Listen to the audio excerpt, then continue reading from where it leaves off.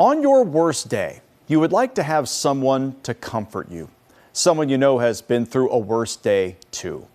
If your worst day happened with a loved one at the OSU Wexner Medical Center, there's a good chance Imani Jones was there to help. How she arrived there explains why Imani is one of the finalists for this year's NBC4 Remarkable Woman.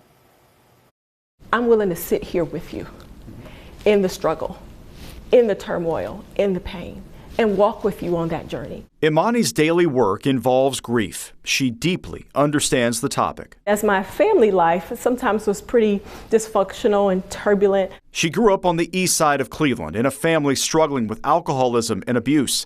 But Imani found refuge at school, and as a sixth grader, she was inducted into the Ohio State Young Scholars Program, a program to aid at-risk kids in the pursuit of higher education. That included summer camps on OSU's campus. That was the game changer for me, because that showed me that there was life outside of my family, outside of my zip code, outside of the dysfunction, and that education was a pathway to liberation for me. But when Imani was 15, her circumstances changed again.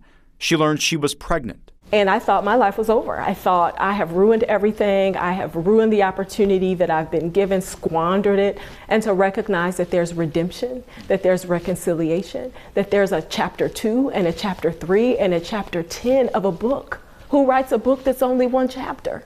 And so there is a tomorrow. Her son, Tyshawn, joined her on her journey at daycare as she finished high school and earned her scholarship to OSU. And that's where she discovered her next calling, the church. For the first time, I felt loved and accepted unconditionally.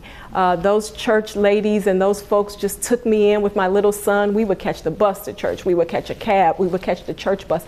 Church became so central to my being because it was a place that grounded me and accepted me for who I was, and I didn't feel alone. She finished her Ohio State degree, then multiple masters from Princeton Theological Seminary. She met her husband, Colin, during their careers at OSU, and in 2009 they were called back to Columbus. Together, they lead the congregation at Advent United Church of Christ on the east side.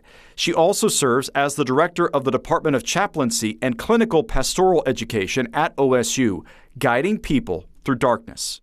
It is very meaningful to meet people in some of the worst moments, on some of the worst days of their lives. I've got that worst day, and I've also got the other side of that worst day. And usually the other side of that worst day happens in community and in relationship with other people.